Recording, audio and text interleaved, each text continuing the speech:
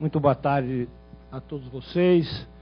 Quero agradecer o convite para estar aqui neste evento. É sempre um grande prazer desenvolver atividades com o SESC. Eu tenho tido a felicidade de desenvolver várias delas.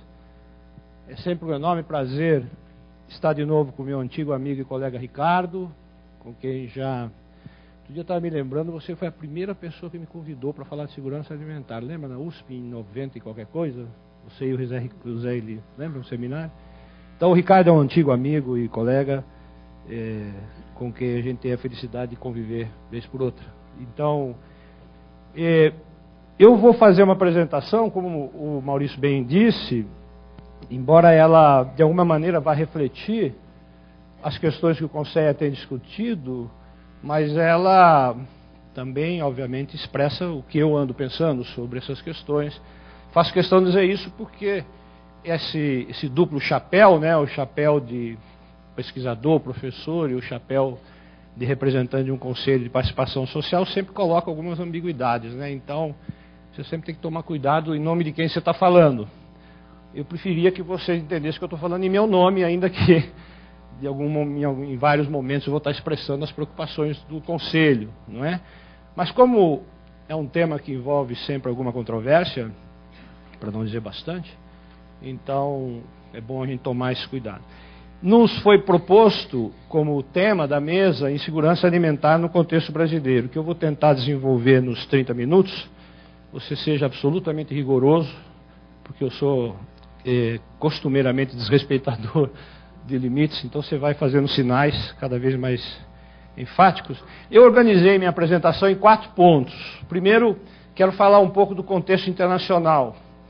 O argumento que eu vou defender, e pelo que soube conversando com o Ricardo, parece que pensamos parecido nesse ponto, é que nós estamos frente a uma crise sistêmica do sistema alimentar mundial e não uma mera crise conjuntural de desajuste de oferta e demanda, ainda que isso ocorra. Segundo, vou falar alguma coisa sobre o Brasil no contexto atual. Vou abordar a segurança alimentar nacional como ela vem sendo trabalhada por nós. Esse nós é um amplo coletivo, não é só o Conselho, são entidades, organizações sociais, setores de governo, num processo que já leva 25 anos aproximadamente. E finalmente vou poderia destacar inúmeros, resolvi escolher 5 desafios para a segurança alimentar colocados no atual momento. Primeiro, o contexto internacional. Está muito difícil falar do contexto internacional, como vocês facilmente imaginarão. Estava dizendo ao Ricardo que cada avaliação de conjuntura que você faz, é preciso na semana seguinte recolocar as coisas, né?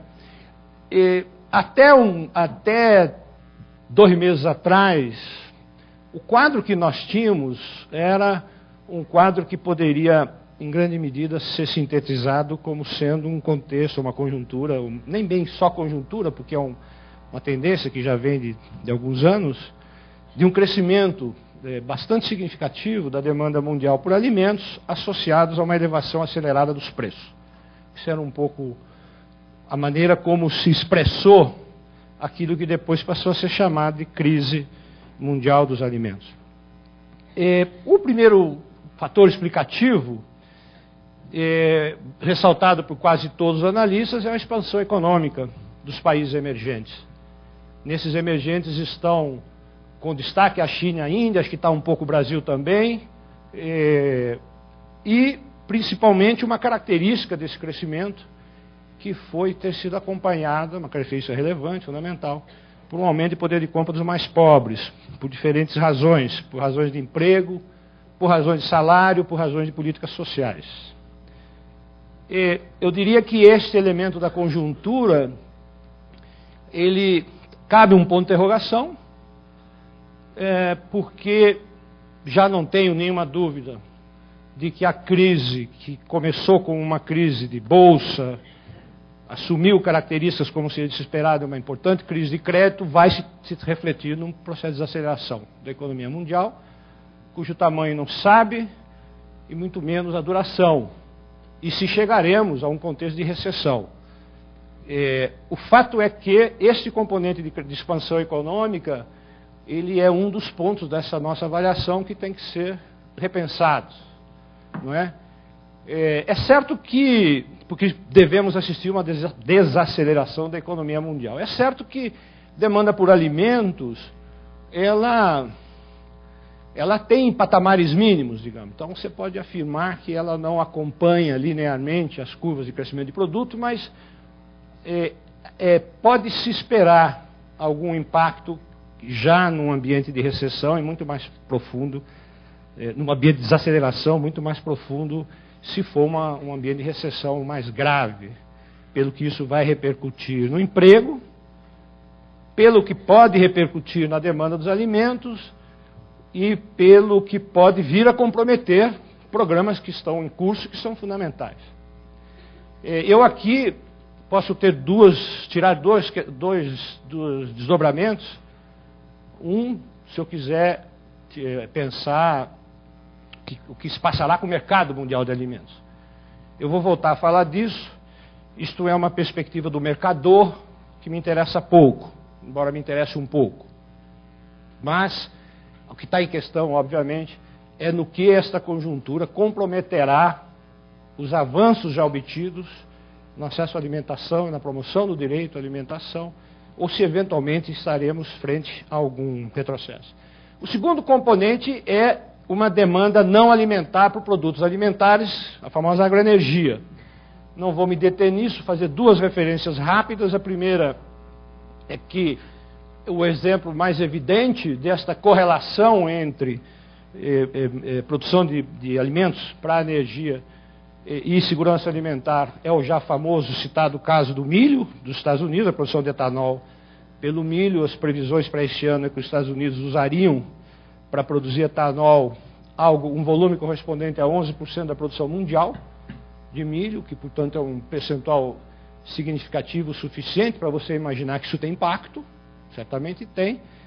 E os exemplos menos evidentes, mas não sem repercussões, é também o não menos famoso modelo brasileiro do etanol, do etanol da cana-de-açúcar. Há também algo da soja para o biodiesel, mas a gente pode discutir depois. Eu quero só registrar, porque senão não fico nos 30 minutos. Depois, no debate, eventualmente, a gente volta. Quero registrar que esse componente também pode vir a ser objeto de alguma revisão em função do contexto internacional.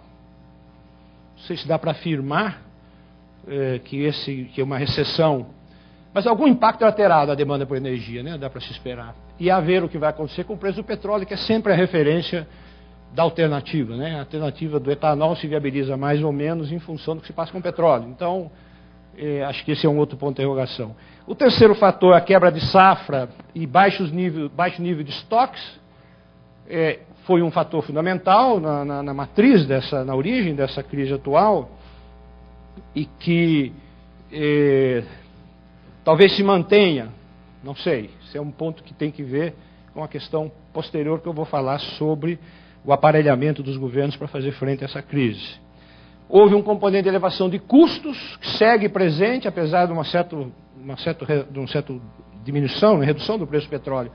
A elevação de custos esteve fortemente associada com o petróleo, e o petróleo, vocês sabem, ele tem pelo menos duas implicações no custo dos alimentos. A primeira é no custo de produção, dado o elevado uso de agroquímicos e da mecanização, né, da agricultura.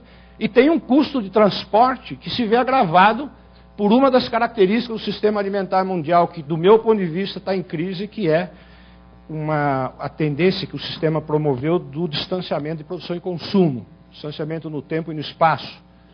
E isso significa, entre outras coisas, o que muita gente chama do passeio das mercadorias. Portanto, o custo de transporte é um custo relevante, e transporte se faz, sobretudo, com petróleo e seus derivados. O quarto elemento, que já teve o seu impacto bastante atenuado, é que os alimentos, ou pelo menos os 3 ou 4 principais deles, eu me refiro ao trigo, ao milho e à soja, principalmente, se converteram em commodities, que é esta palavra já quase aportuguesada, que designa mercadorias que permitem comércio internacional de alguma maneira padronizado, normatizado, e que se negocia em bolsa. E que são objeto de demanda, os títulos referentes a essas mercadorias, como qualquer outra coisa, como qualquer outro ativo. Então, isso fez